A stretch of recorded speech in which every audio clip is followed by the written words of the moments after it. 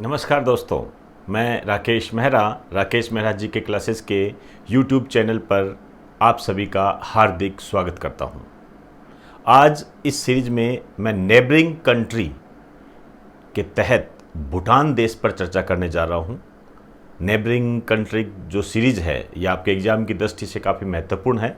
इससे पहले हम श्रीलंका, इंडोनेशिया, मालदीव, नेपाल जैसे देश कर चुके हैं और आज हम भूटान पर चर्चा करेंगे। हालांकि ये बहुत ही छोटा देश है और क्वेश्चन की डिमांड भी इसमें थोड़ी कमी उठी हुई है, लेकिन जो भी आए हुए हैं हमें उनकी चर्चा करनी आवश्यक है। तो आपने मैप में देखा होगा ये भूटान है। इस तरीके की स्थिति भूटान की है, तो मैप में वैसे कोई समस्या नहीं है, लेकिन आपको ये ध्यान रखना पड़ेगा कि इसके पड़ोसी देश कौन से हैं। पहली बात तो भूटान की स्थिति ये है और इसके पड़ोसी देश ऊपर की तरफ चाइना है और नीचे की तरफ इंडिया है। क्लियर? बस ये ध्यान रखें, नेपाल इसका पड़ोसी देश नहीं है, क्योंकि बोलचाल की भाषा में हमें ये लगता है कि नेपाल इसका पड़ोसी देश होगा, जबकि ऐसा नहीं है। और इस साइड में थिम्पू जो है इसकी राजधानी है। तो भूटान की राजधानी थिम्पू, और ये थिम्पू ही भूटान का सबसे बड़ा शहर है।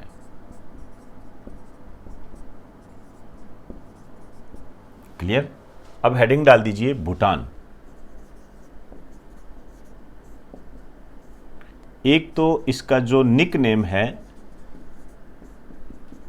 इसे हम कहते हैं थर्ड ड्रैगन की भूमि। अपने आप में ये इंपॉर्टेंट क्वेश्चन है, थर्ड ड्रैगन की भूमि। यहाँ पर जो ड्रैगन है, ड्रैगन किंग यहाँ के राजा को कहा जाता है और यहाँ के लोग राजा का बहुत सम्मान करते हैं।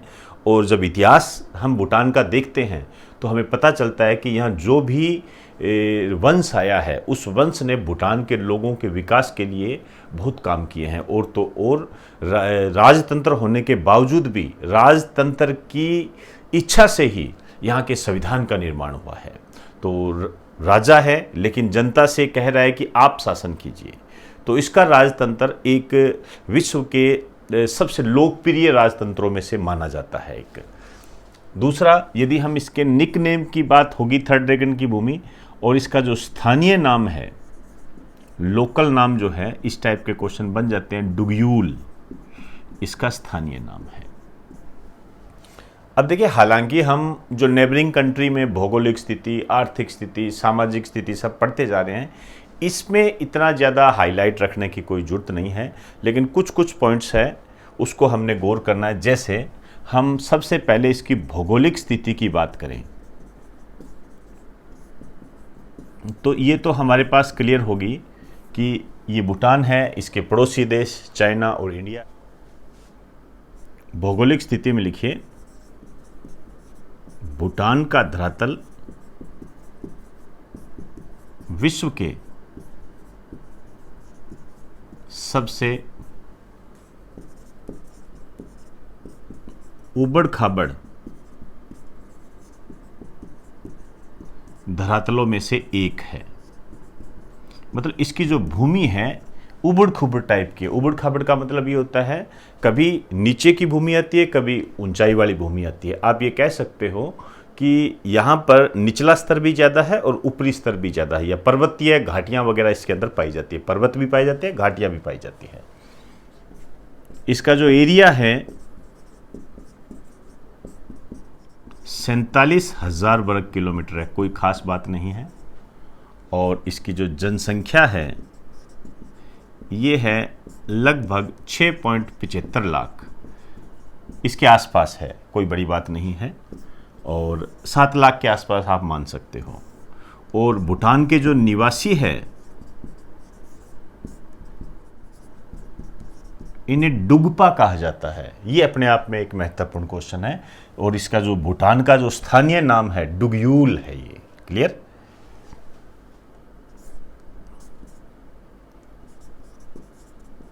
अब देखिए, भूटान का जो सबसे ऊंचा पर्वत है, इसको बात गौर से देखें, इसको गंगाखर पूनसुम। ये सबसे ऊंचा पर्वत है और इसकी जो सबसे ऊंची चोटी है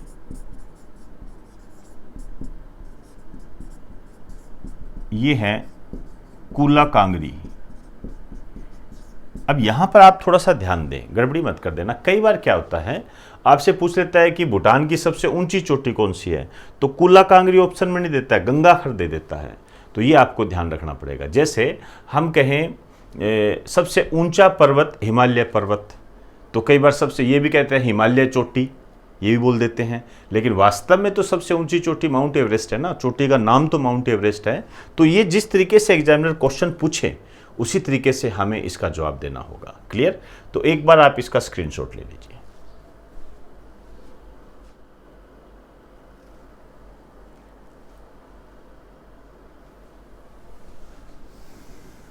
भौगोलिक स्थिति में ही हम बात कर रहे हैं।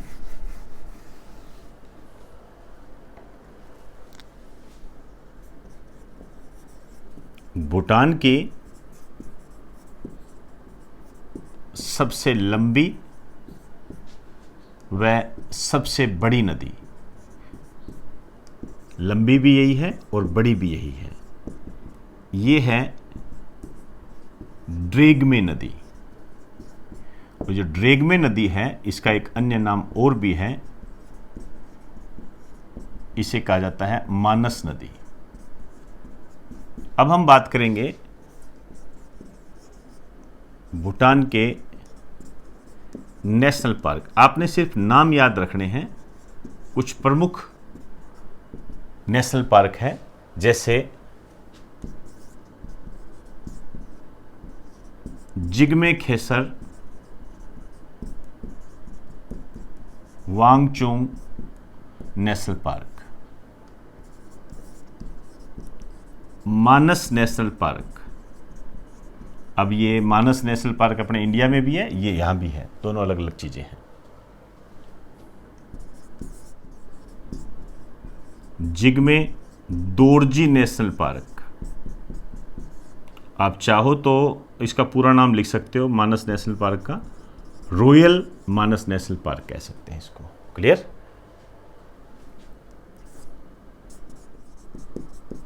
अब देखिए एक स्थान है भूटान में पारो, ये एक भूटान का धार्मिक केंद्र है।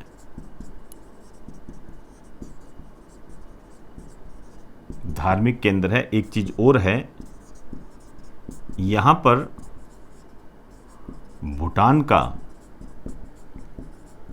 एकमात्र अंतरराष्ट्रीय हवाई अड्डा है, एयरपोर्ट है, इंटरनेशनल एयरपोर्ट है, एकमात्र है ये। क्लियर? तो ये भौगोलिक स्थिति को हमने जानने का प्रयास किया और भूटान के कुछ स्थान हमने देखे हैं जिसके तहत पारो स्थान अच्छा क्वेश्चन दे सकता है। आपसे पूछा जा सकता है कि भूटान का इंटरनेशनल एयरपोर्ट कहाँ पर है? पारो में है, क्योंकि हमें लगेगा थिम्पू में है, थिम्पू में नहीं है, पारो में है। थिम्पू भूटान की राजधानी है। ड्रेगमे नदी मानस नदी के नाम से भी इसको जानते हैं। बस ये थोड़ी बेसिक रिक्वायरमेंट है, इनका आपने ध्यान रखना है। और मेरे हिसाब से भूटान को ज़्यादा सीरियस लेने की कोई आवश्यकता नहीं है, लेकिन फिर भी जो पॉइंट आपको बता रहा हूँ वो महत्वपूर्ण है। क्लियर? स्क्रीनशॉट ले लीजिए।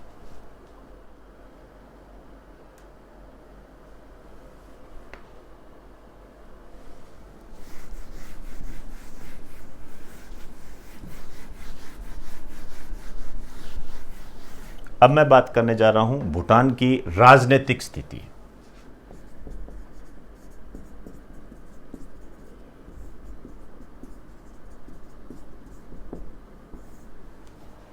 देखिए भूटान में क्या है, पहले ब्रिटेन के उपनिवेश हुआ करता था ये, लेकिन ब्रिटेन से ये आज़ाद हुआ और आज़ाद होने के बाद में यहाँ लोकतंत्र स्थापित नहीं हुआ था। जैसे हम ब्रिटेन से आज़ाद हुए थे तो हमारे यहाँ लोकतंत्र स्थापित हुआ था, यहाँ राजतंत्र स्थापित हुआ था।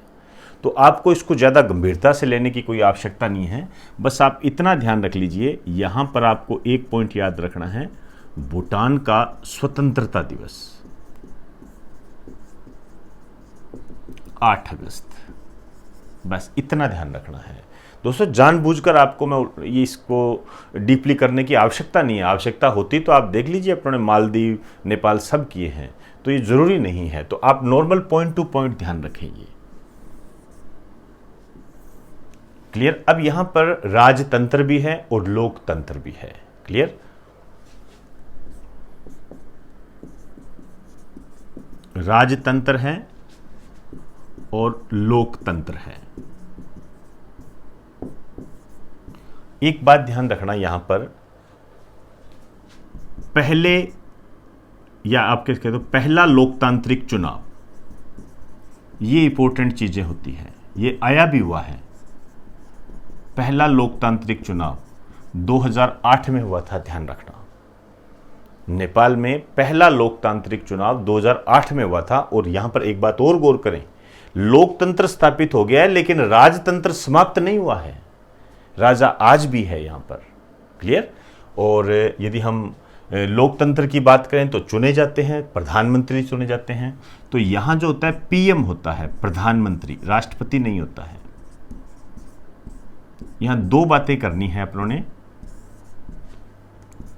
एक तो प्रथम प्रधानमंत्री कौन थे, ये नेबरिंग कंट्री के संदर्भ में जो भी हमारे पड़ोसी देश है या नेबरिंग कंट्री है, उनमें पहले राष्ट्रपति, पहले प्रधानमंत्री, इस टाइप के क्वेश्चन बन रहे हैं। एक तो प्रथम ध्यान रखना है और एक वर्तमान ध्यान रखना है। लेटेस्ट में कौन है। लेटेस्ट वाला तो देखिए टाइम टू टाइम बदलता रहता है, तो आप अपडेट करते रहें इसको। और वैसे भी अपने करंट जीके की सीरीज में ये चलता रहता है। क्लियर। अब पहले प्रधानमंत्री कौन थे। जिग्मे पलडेन दोरजी। कई दोरजी बोल देते हैं, कई डोरजी बोल देते हैं, कंफ्यूज होने की कोई ज़रूरत नहीं है। और वर्तमान में जो भूटान के प्रधानमंत्री हैं, ये है लाते सेरिंग। तय आधा लगता है, यहाँ पर थोड़ा ध्यान रखना, नाम ऐसे ही है, हम कुछ नहीं कर सकते इसमें। राजतंत्र में राजा होता है, ध्यान रखना। और ये जो राजा है इसको कहा जाता है ड्रैगन किंग। ड्रैगन किंग कहा जाता है। यहां भी हम दो बातें करेंगे, एक तो प्रथम और एक वर्तमान। आपको दोनों ही ध्यान रखने हैं, दोनों पे ही क्वेश्चन बन सकता है। जिस तरीके से अन्य देशों के क्वेश्चन देखते हैं उस आधार पर। प्रथम है उगियेन वांगचुक। वांगचुक या वंश है। बाई चांस आपसे क्वेश्चन ये पूछे कि भूटान में कौन सा राजवंश है, तो वांगचुक वंश है। और वर्तमान में जो है ये है जिग्मे खेसर नामग्याल वांगचुक। ये ध्यान रखना, ये एक ही नाम है। क्लियर। जिग्मे खेसर नामग्याल वांगचुक, ये वर्तमान में यहाँ के किंग है। और भूटान के किंग को ड्रैगन किंग के नाम से जाना जाता है। क्लियर। तो एक बार आप इसका स्क्रीनशॉट ले लीजिए।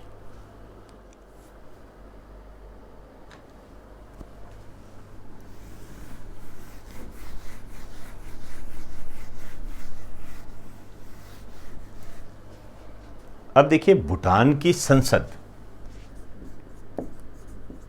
भूटान की जो संसद है उसको पार्लियामेंट ही बोलते हैं। और अपने तरह इसमें दो सदन हैं, एक है अपर हाउस और ये है लोअर हाउस।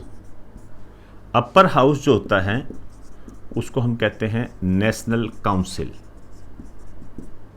और जो लोअर हाउस है उसको कहते हैं नेशनल असेंबली। जब अन्य देशों के क्वेश्चन देखते हैं तो वहाँ पे एक क्वेश्चन आता है कि इसके कितने सदस्य हैं। तो भूटान की पार्लियामेंट में जो सदस्य हैं, ध्यान रखना 72 है। क्लियर। अब 72 कैसे है थोड़ा उसको भी जान लेते हैं। जैसे जो नेशनल काउंसिल है इसमें जो सदस्य कितने हैं और इसमें कितने सदस्य हैं, इसमें 24 हैं और इसमें 47 हैं। और जैसे आप जानते हो हमारे लोकसभा राज्यसभा होती है और संसद में हमारे राष्ट्रपति भी शामिल होता है, इसी तरीके से इनमें राजा भी शामिल होता है। क्लियर? तो इस तरीके का ये संसद का स्ट्रक्चर है। हालांकि आप चाहे ये ध्यान ना रखें 24 और 47 और प्लस राजा, ये भी ध्यान ना रखें, कोई समस्या नहीं है, ये ध्यान रखना जरूरी है 72 है ये। क्लियर?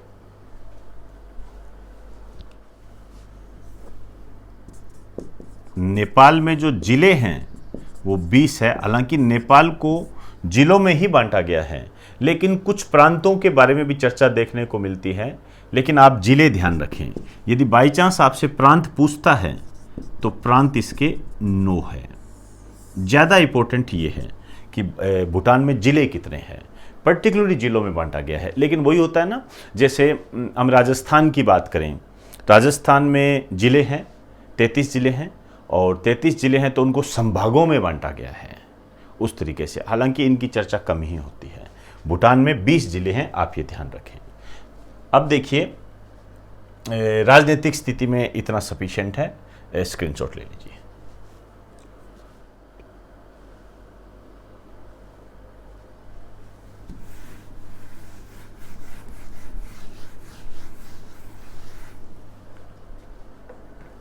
अब मैं बात करने जा रहा हूं भूटान की आर्थिक स्थिति।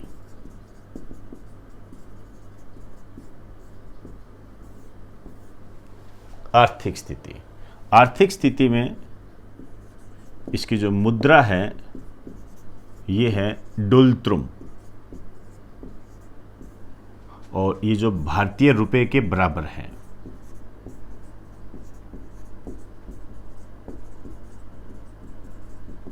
बस नाम याद रखिए। और एक स्थान है फुट शेयरिंग। जैसे हमारे यहाँ मुंबई है आर्थिक राजधानी, उसी तरीके से फुट शेयरिंग जो है ये भूटान का प्रमुख औद्योगिक शहर है।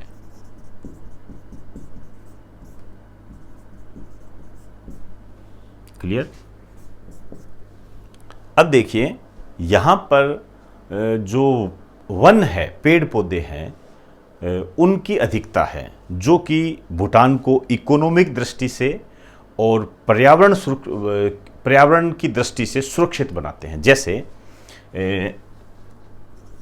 भूटान के संविधान के अनुसार कुल भूमि पर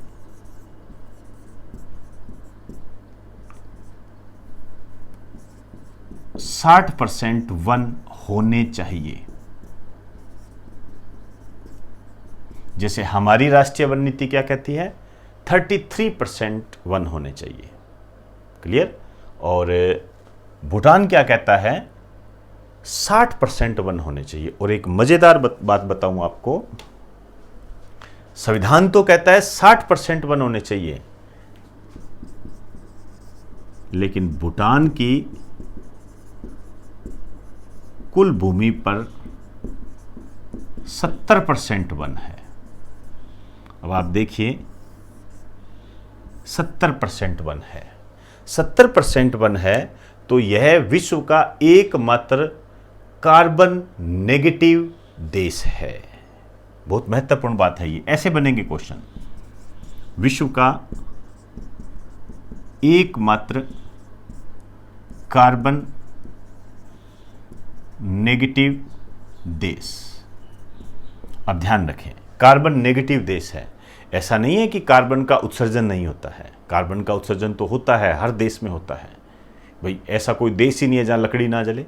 लेकिन यहां इसको कार्बन नेगेटिव क्यों कहा गया है? इसको कार्बन नेगेटिव इसलिए कहा गया है क्योंकि इसमें जो कार्बन का उत्सर्जन होता है वो कम होता है। मेरी बात ध्यान से सुनना, कार्बन नेगेटिव का मतलब क्या है? कार्बन का उत्सर्जन कम, क्लियर, और ऑक्सीजन बनती ज्यादा है। ठीक है ना, ऑक्सीजन ज्यादा निर्मित होती है। देख लीजिए 70% वन है, तो ऑक्सीजन के बनने का जो सिस्टम है वो ज्यादा है और कार्बन के उत्सर्जन का जो सिस्टम है वो कम है। इस कारण से ये नेगेटिव हो जाता है। तो इसे कहा जाता है विश्व का एकमात्र कार्बन नेगेटिव देश। लगा दीजिए मोस्ट इंपोर्टेंट। क्लियर। अब देखिए भूटान ने 1974 में पहली बार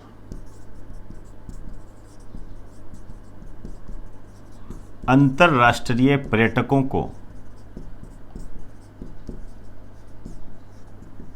निमंत्रण दिया था। ध्यान से समझिए मेरी बात को। इसके कहने का मतलब है यहां जो पर्यटन है इसको बढ़ावा देने के लिए 1974 में ही पहली बार कि आप हमारे देश में आ सकते हो और पर्यटन का आनंद ले सकते हो। ये 1974 में कहा था, मतलब ज़्यादा पुराना नहीं है। इससे पहले ये अपने देश में अन्य लोगों को आने नहीं देता था ये। तो 1974 में अंतर्राष्ट्रीय पर्यटकों को निमंत्रण दिया। और पर्यटन एक उद्योग होता है, एक बिजनेस होता है, इसको आप भली भांति जानते हो। क्लियर। तो एक बार आप इसका स्क्रीनशॉट ले लीजिए।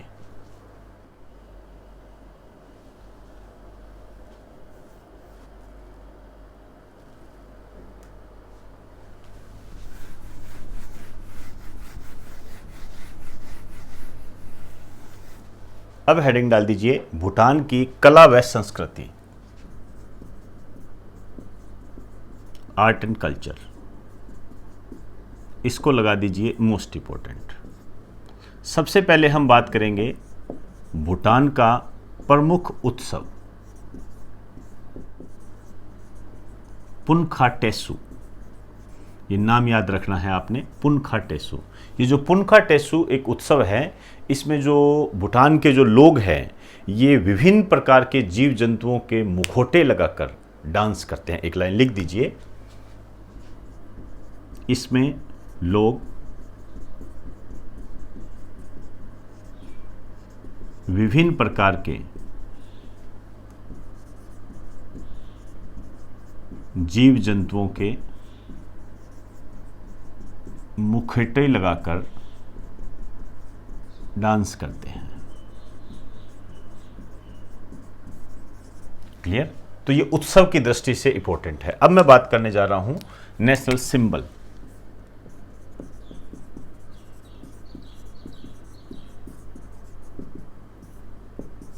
राष्ट्रीय ध्वज, नेशनल फ्लैग।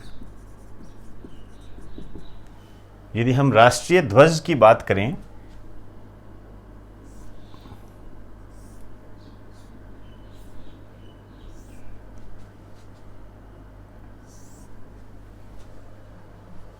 क्लियर, यहां पर लाल या ऑरेंज जैसा कलर है।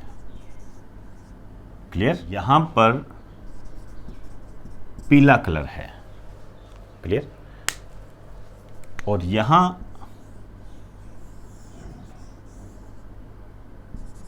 ड्रैगन बना हुआ है। अब देखिए ये जो पीला कलर है ये भूटान के आम नागरिकों का प्रदर्शन करता है। क्लियर।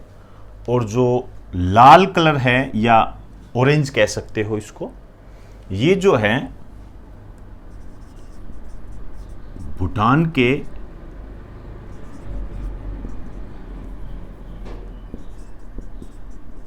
बौद्धित्व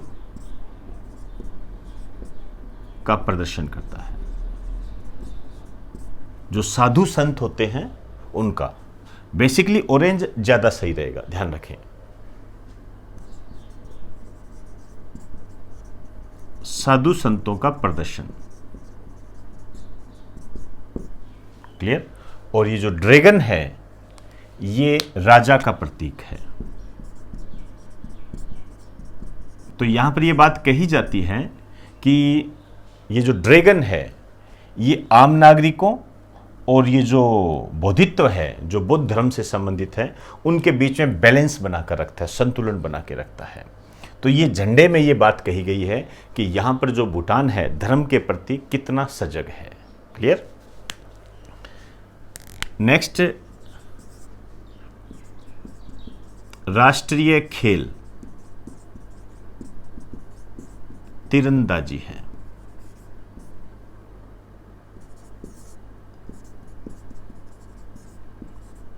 राष्ट्रीय पशु ये है टाकीन।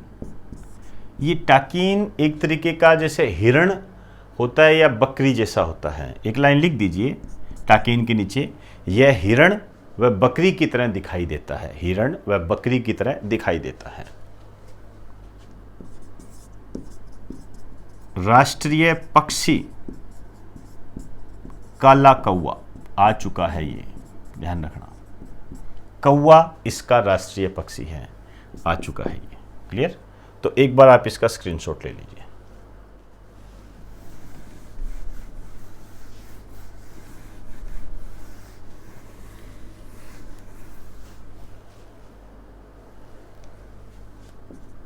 अब देखिए इसका जो राज्य चिन्ह है ये है दोरजे। नेक्स्ट, राष्ट्रगान जो है इसका द्रुकसेंदेन।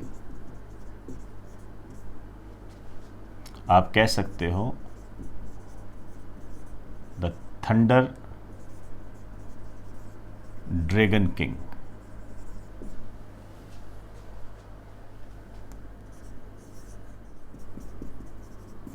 राष्ट्रीय फूल पुष्प ब्लू पोपी। राष्ट्रीय वृक्ष साइप्रस। शंकु के आकार जैसे होते हैं ये। और राष्ट्रीय तो नहीं कहेंगे, ऑफिशियल आधिकारिक धर्म जो है बौद्ध धर्म है। क्लियर?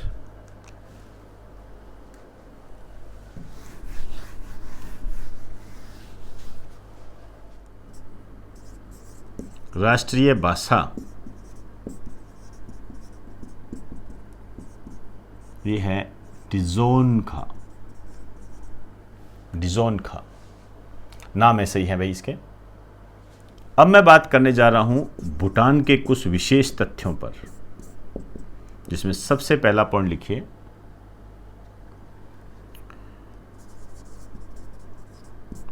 भूटान में ट्रैफिक लाइट नहीं है।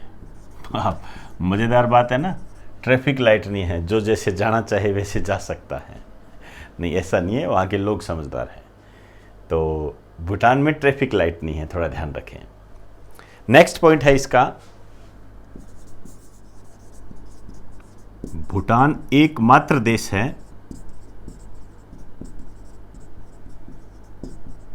जिसकी आधी आबादी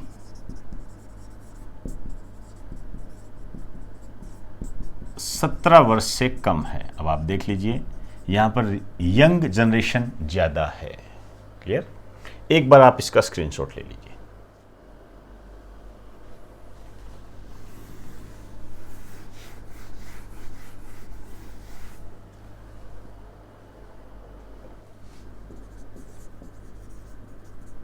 भूटान वायुसेना के लिए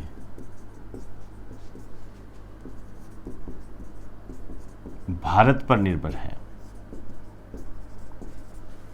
इसे कहने का मतलब यह है, यदि भूटान को हवाई हमला करना है तो भारत उसकी सहायता करेगा।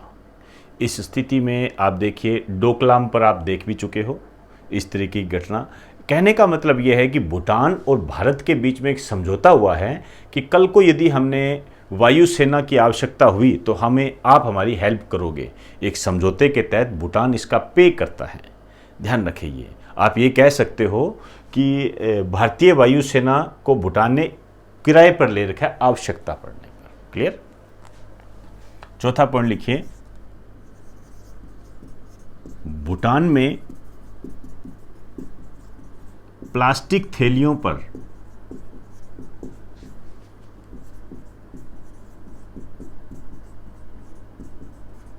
पूर्ण रूप से प्रतिबंध है। क्लियर?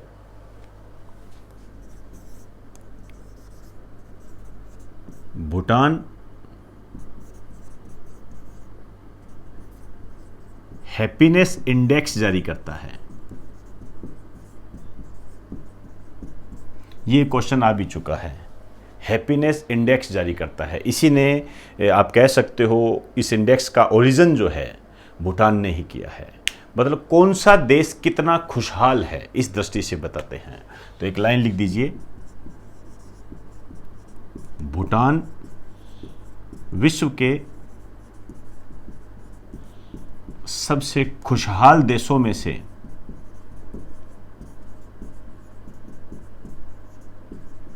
एक है। क्लियर? नेक्स्ट, भूटान विश्व का पहला देश है जिसने निकोटीन उत्पादों पर प्रतिबंध लगाया। और ये जो प्रतिबंध इसने लगाया था 2005 में लगाया था। निकोटीन उत्पाद क्या होते हैं?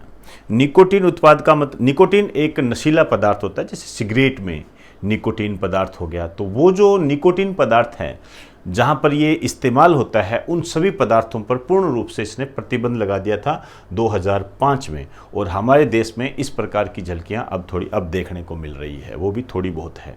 क्लियर? 7वां पॉइंट लिखिए,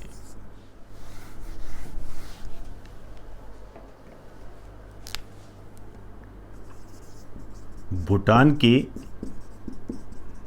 राष्ट्रीय पोशाक में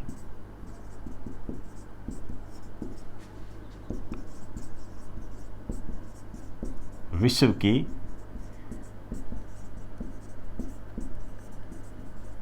सबसे बड़ी जेब होती है। मतलब इसकी जो राष्ट्रीय पोशाक है, इसमें विश्व की सबसे बड़ी जेब है। जेब समझते हो ना आप? पॉकेट, सबसे बड़ी पॉकेट है। अब भगवान जाने इसके अंदर ये क्या डालते हैं, लेकिन ये है। हाँ, थोड़ी सी एक बात और कर लेता हूँ भाई, इसकी भूटान की राष्ट्रीय पोशाक कौन सी है? शायद ये छूट गया होगा अपने से। ये अलग अलग है। जैसे जो पुरुष है उसकी जो राष्ट्रीय पोशाक है उसको कहते हैं घो नाम है। और जो महिला है उसकी राष्ट्रीय पोशाक को कहते हैं कीरा। तो घो भूटान की पुरुषों से संबंधित राष्ट्रीय पोशाक है, और कीरा जो है महिलाओं से संबंधित राष्ट्रीय पोशाक है। क्लियर? एक बार स्क्रीनशॉट ले लीजिए, इसको इंपॉर्टेंट लगा दीजिए, राष्ट्रीय पोशाक को।